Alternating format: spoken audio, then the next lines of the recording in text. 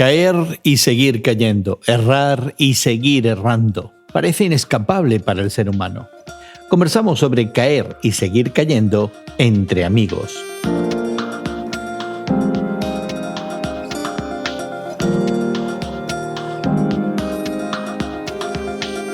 Gracias por acompañarnos entre amigos, esta conversación semanal sobre la fe cristiana y su interacción con el mundo contemporáneo que tenemos Guillermo Serrano, Elsa Mazón y tu amigo Gerson García.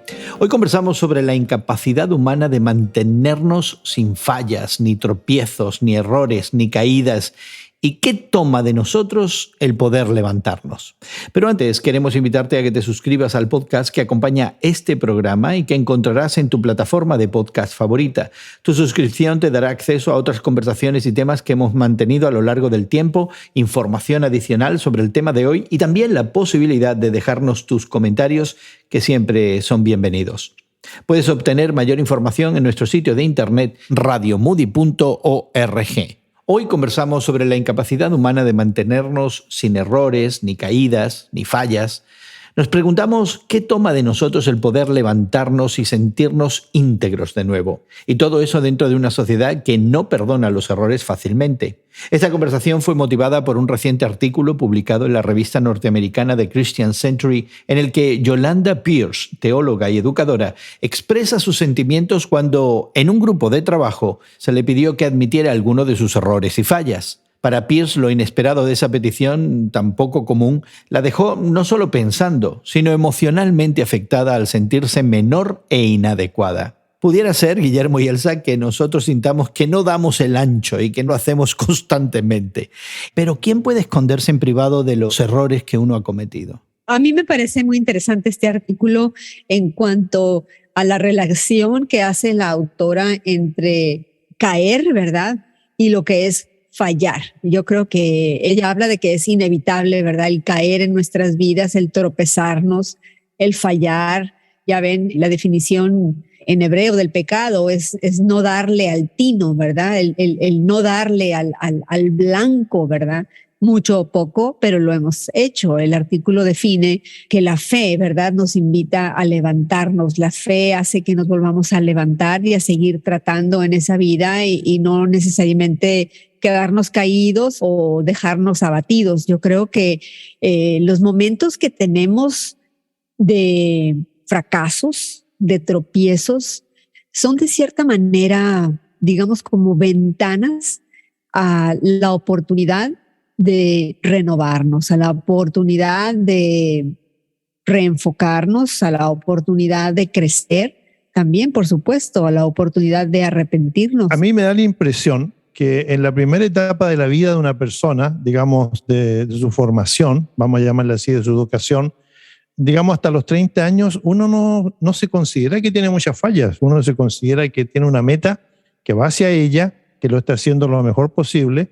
Yo creo que el reconocimiento de las fallas comienza después de los 30 años, cuando uno ya comienza a tener experiencia, a vivir, y se da cuenta de que algunas cosas suceden en contra de lo que uno quisiera hacer. El problema está en el orgullo, que se posesiona de nosotros como una especie de defensa, de coraza, que nos hace no reconocer las fallas que podamos tener. Estoy pensando si el problema es simplemente el orgullo, ¿no?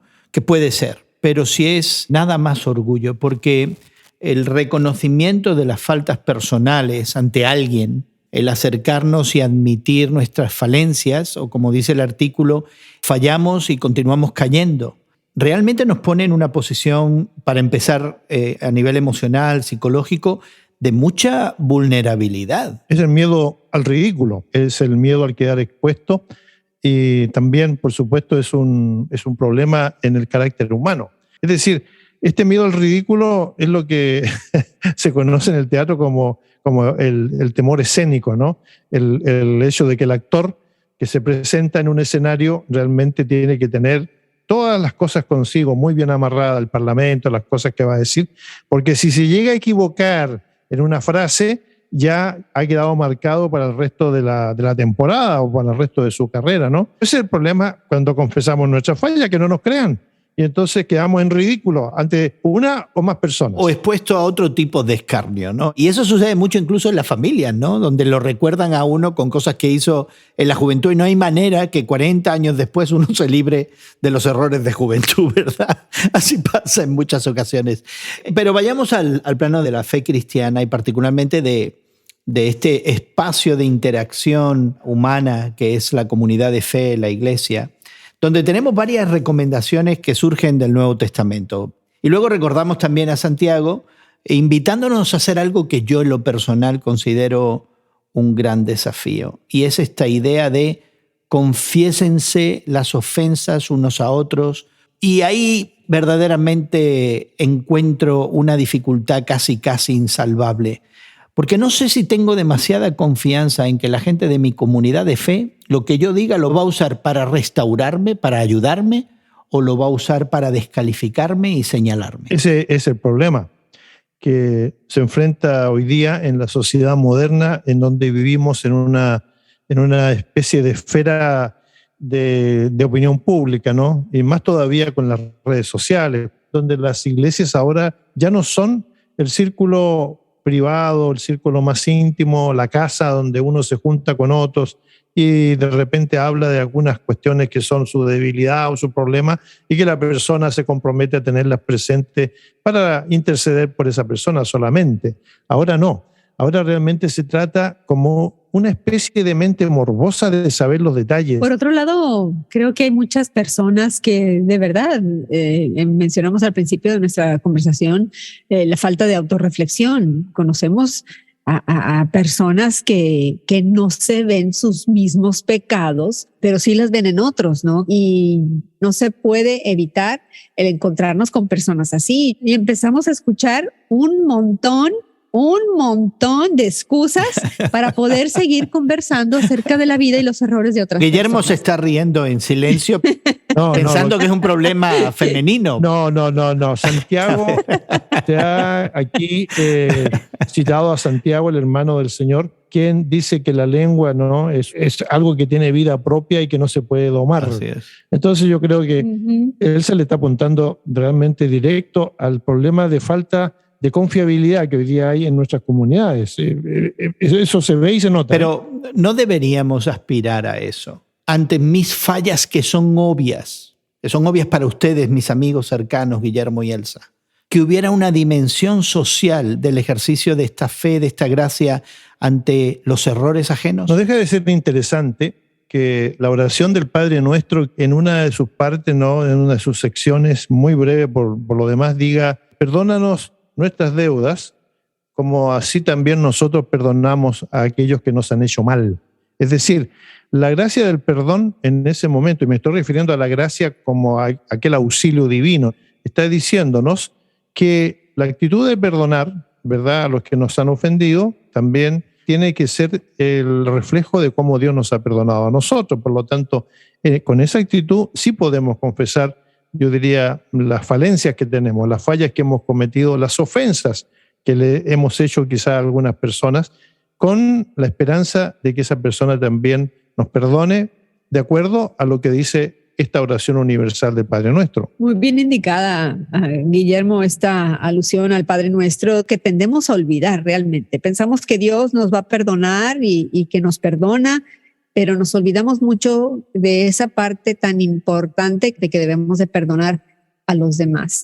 Yo creo también que existe esa parte de la Biblia, ¿no?, en el Nuevo Testamento donde se nos dice: consideren a los demás mejores que ustedes. Y eso nos cuesta mucho trabajo. ¿Y qué acerca de perdonar a los que no nos ofenden? Es decir, de pronto la falencia, el error, la caída del prójimo, que es evidente y obvia, no me tiene a mí personalmente como blanco.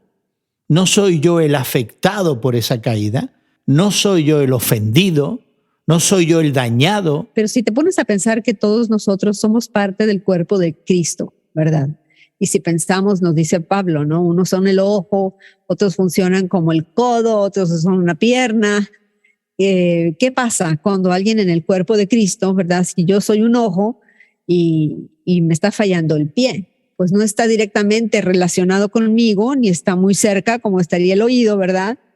Pero también me está afectando como ser que es parte también del cuerpo de Cristo. Todos somos afectados con las fallas de unos y otros, y yo creo que eso también es parte de la falta de unidad, de la falta de comunidad y de la falta de comunicación y vulnerabilidad que se necesita en el cuerpo de Cristo, que se necesita entre unos y otros. Yo creo que sí nos afectamos todos cuando alguien que es parte de la comunidad de fe falla y cae. Yo creo que sí. Yo lo voy a poner, Elsa, desde una perspectiva secular. Dice el poeta inglés John Donne de que todos los seres humanos somos unas pequeñas islas, pero que todos formamos una especie de archipiélago, que cuando una de las islas desaparece, todo el archipiélago sufre, todo el archipiélago lo siente. Y yo creo honestamente, como lo dice Elsa, que cuando el pecado, la falla, el ridículo, lo que sea, está afectando a personas que no están cerca de nosotros, sin embargo también nosotros debemos resentirlo y debemos sentirlo y debemos tener una actitud de solidaridad y de perdón, porque realmente en el fondo todos formamos parte de un crecimiento, de un desarrollo, de un cuerpo, yo diría, de una comunidad de fe en que tenemos que mostrar esa solidaridad con los demás. Pues déjenme preguntarles y poner un poco el dedo en la llaga. ¿Qué condiciones se deben dar en el archipiélago para que la isla Elsa o la isla Guillermo de pronto se sientan en libertad de admitir sus propias falencias y de aceptar ese grado de vulnerabilidad? Es solamente una cuestión de la gracia que viene de lo alto, de la gracia de Dios, que nos posibilita entender nuestra finitud, nuestras limitaciones y ponernos a un nivel horizontal, en donde nosotros podemos también solidarizar con los demás y entender sus errores y sus fallas, porque también a veces son las nuestras. Es decir, aquí es una cuestión de gracia, no de orgullo ni tampoco de supervivencia. Es una cuestión en donde tenemos que reconocer que todos formamos parte de esa gracia que nos ha sido dada, que viene de la divinidad y que en algún momento fructifica para hacernos de alguna manera salir de la prostración en donde estamos realmente caídos y sentimos y nos vemos con las fallas, así como otros también pueden verlos o vernos, y entonces ser capaces de salir de esa situación. Y yo creo también que debemos de tener esa fe real y verdadera, depositada en un Dios que ya nos ve triunfantes a su lado, y esa fe que nos invita y nos desafía a dar ese paso hacia la vulnerabilidad, darla en fe, darla en confianza, darla con valentía, ¿verdad? Para poder ser ejemplo.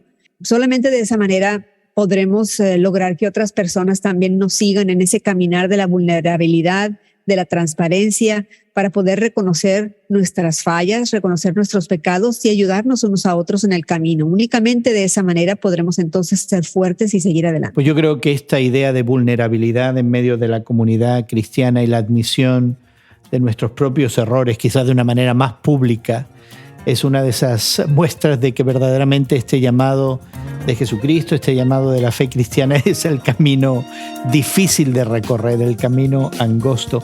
Y quisiéramos invitarte a que explores más de este tema con una conversación extendida, suscribiéndote a nuestro podcast que encontrarás en tu plataforma de podcast favorita.